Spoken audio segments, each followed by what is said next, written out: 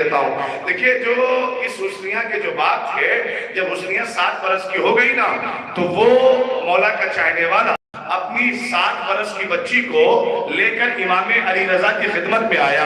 8ویں امام کی خدمت میں آن کے کہتا حضور میں اس لیے لایا ہوں تاکہ اسے کچھ علم سکھا دیجئے، تاکہ اسے کچھ پڑھا دیجئے، کچھ سلیقہ بتا دیجئے۔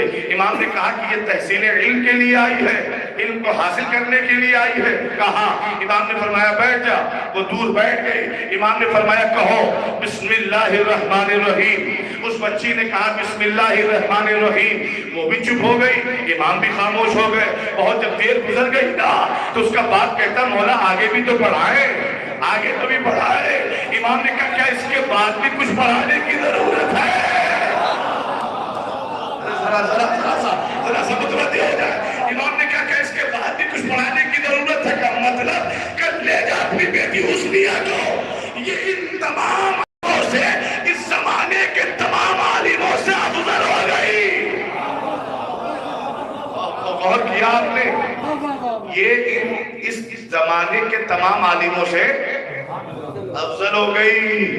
اب یہیں سے معرفت امام بھی لیتے جائیے۔ امام جسے بسم اللہ کروا دے وہ تو زمانے کے عالموں سے افضل ہو جاتا ہے، اور جس کے پاس اللہ نے علم لدنی دے رکھا ہو، جس کے پاس علم لدنی دے رکھا ہو تو پھر وہ پتہ کیا کرے گا؟ وہ منبر کوفہ سے کہے گا سلونی سلونی سلونی سلونی۔ تاریخ کی ایک آواز اور بھی ہے، مدینے میں کوئی صاحب لڑکھڑاتے ہوئے منبر پر کھڑے ہو گئے، اور جب عوام نے سوال کیا نا تو کہنے لگے اکیلونی اکیلونی۔ دونوں کا مطلب تو آپ جانتے ہیں نا، ایک طرف کوفے میں آواز ملی تھی پوچھو جو پوچھنا چاہتے ہو سلونی سلونی، اور مدینے میں جب عوام نے گھیرا تو کہتے ہیں مجھے بچاؤ مجھے بچاؤ اکیلونی اکیلونی۔ میاں اب بھی اگر عقیدے کا علاج نہ کرو گے تو کب کرو گے؟ جو خود اپنی حفاظت نہ کر سکے وہ تمہیں کیا بچائے گا؟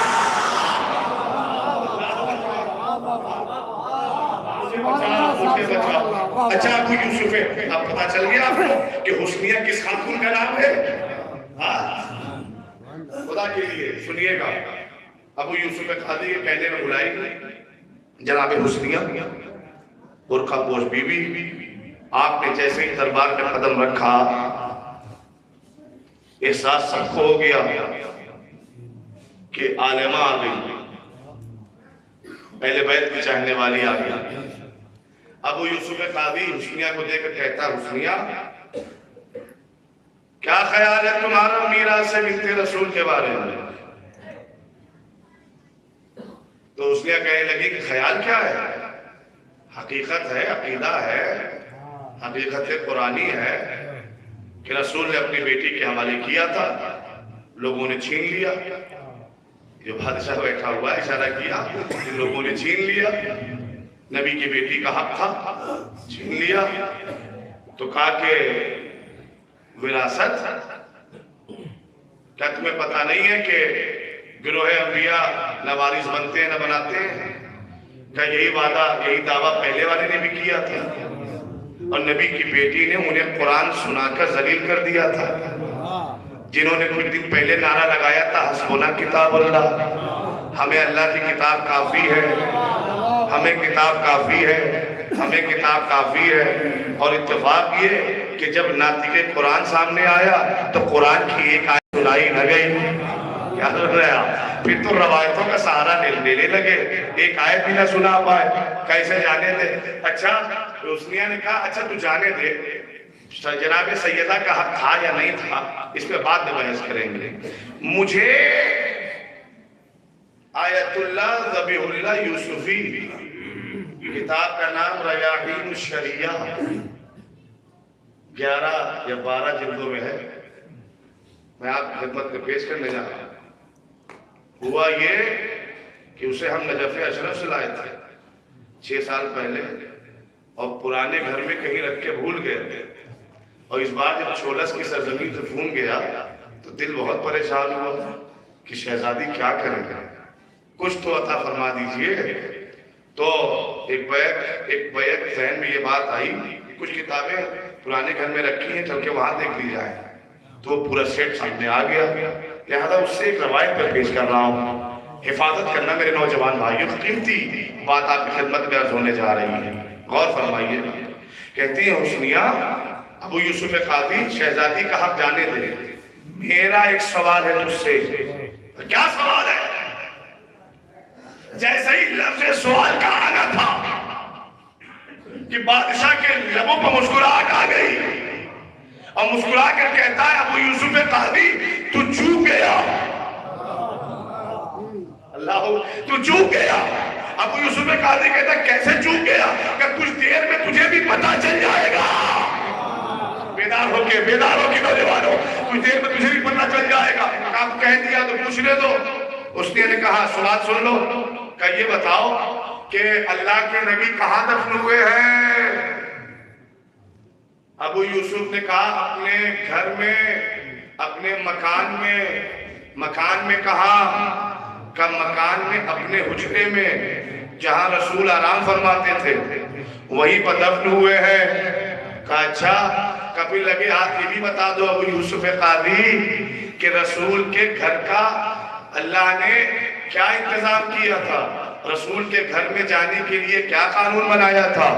کہ زندگی میں قانون یہ تھا اور مرنے کے بعد بھی، جانے کے بعد بھی، چونکہ قرآن میں ہے نا، دونوں صورتوں میں جانے کے بعد بھی اور حیات ظاہری میں بھی یہ قانون اللہ نے بنایا کہ جب تک رسول اجازت نہ دے تب تک اس کے گھر میں داخل نہ ہونا۔ اللہ پر جب تک رسول اجازت نہ دے تب تک اس کے گھر میں داخل نہ ہونا۔ حسنیہ کہتی ہے یہ قانون صرف مسلمانوں کے لیے تھا یا صحابیوں کے لیے بھی؟ کیا سن رہے ہیں؟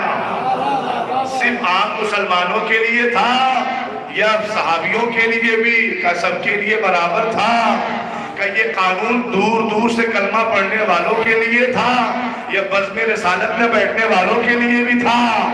کہ بات کو گھمانا بن کر ایک جملے میں سن لے، اللہ نے چونکہ قرآن میں کہا ہے نا، تو قیامت تک کے لیے آنے والے مسلمانوں کے لیے یہ قانون ماضی میں بھی زندہ ہے، حال میں بھی زندہ ہے، مستقبل میں بھی زندہ رہے گا۔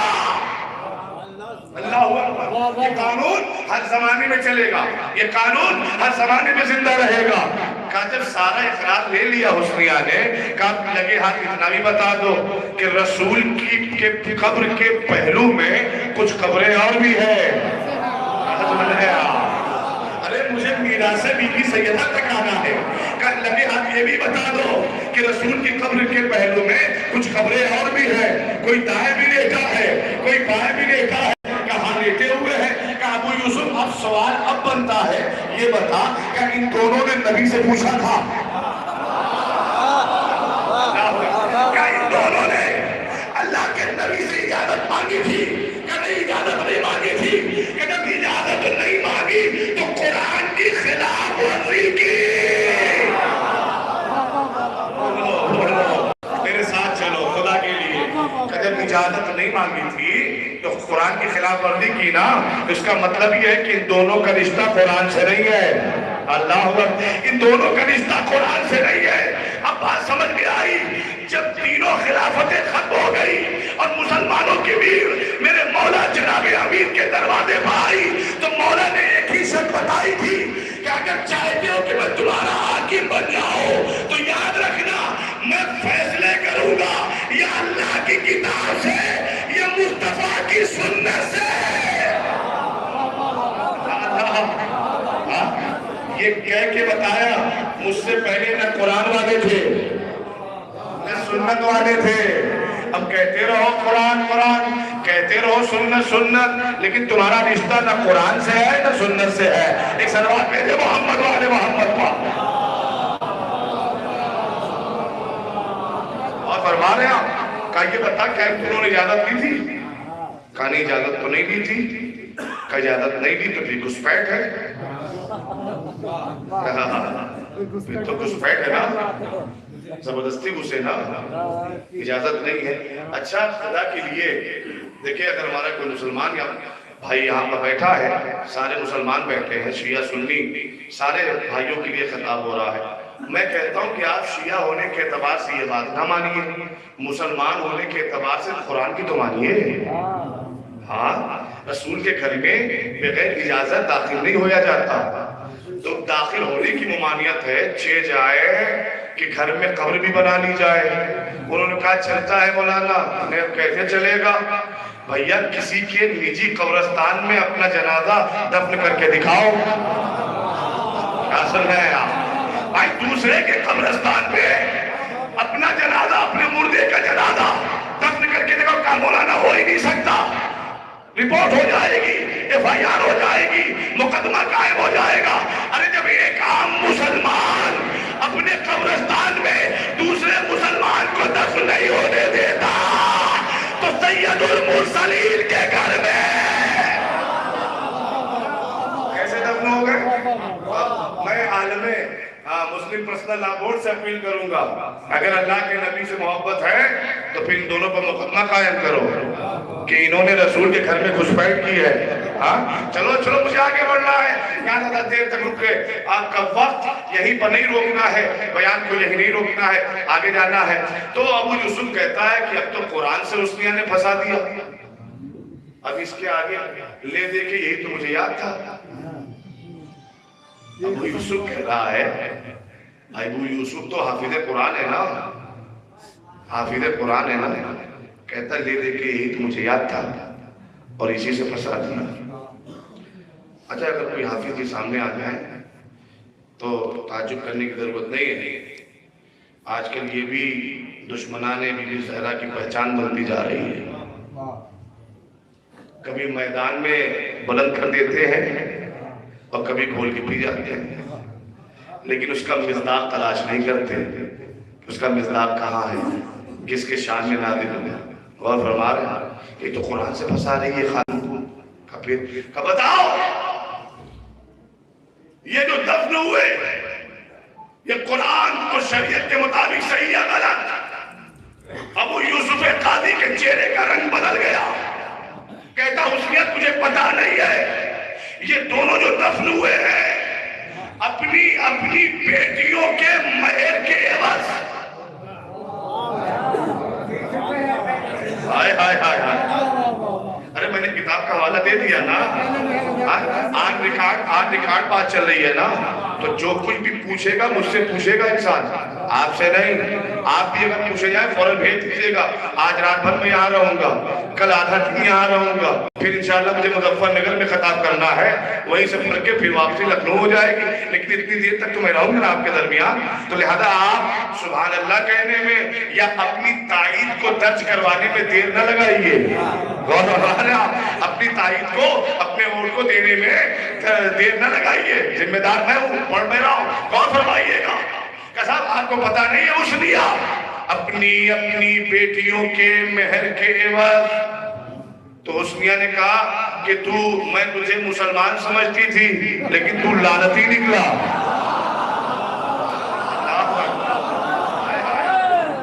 خدا کے لیے وہ میں تجھے مسلمان سمجھتی تھی تو لعنتی نکلا، کا کیوں؟ کہ اس کا مطلب تو نے حافظ قرآن کو حفظ کیا ہے، تو حافظ قرآن ضرور ہے لیکن اسے حفظ نہیں کہتے، اسے رٹنا کہتے ہیں، اسے رٹنا کہتے ہیں، ورنہ تیرے ذہن میں آیت آ جاتی سورہ نساء کی، اللہ کہہ رہا ہے سورہ نساء میں میرے حبیب، اے میرے حبیب نکاح کرو مہر فوراً ادا کرو، نکاح کرو مہر فوراً ادا کرو۔ وہ رسول جو ساری دنیا کو اسلام سکھانے آیا تھا، وہ رسول جو ساری دنیا کو شریعت سکھانے آیا تھا، وہ رسول جو ساری دنیا کو وہ انسان بنانے آیا تھا، کیا ایسا ہو سکتا ہے کہ نبی اللہ کہے اور نبی انجام نہ دے؟ اللہ کہے نبی انجام نہ دے، ایسا ہو سکتا ہے؟ تو نے رسول پر الزام لگا دیا، تو مسلمان بھی نہیں رہا،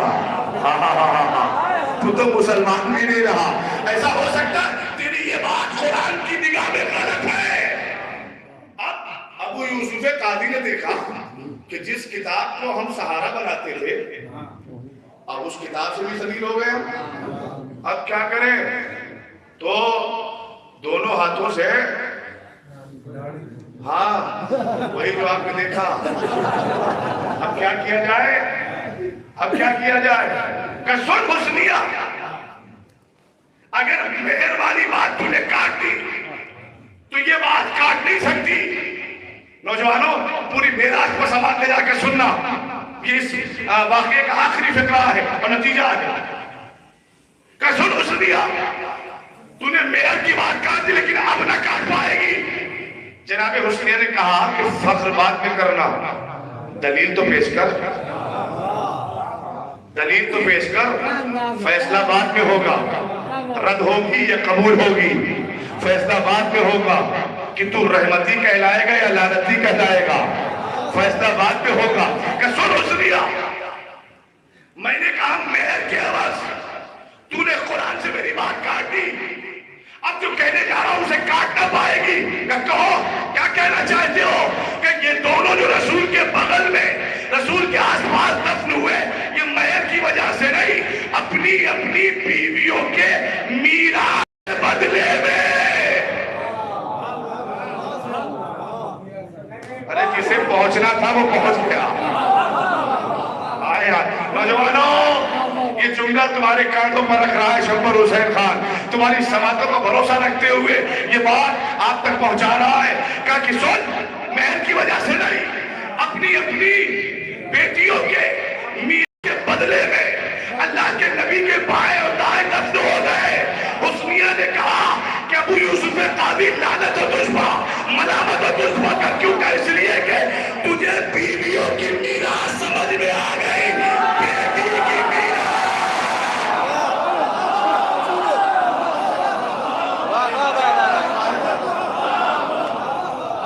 مولا سلامت رکھو، مولا سلامت رکھو.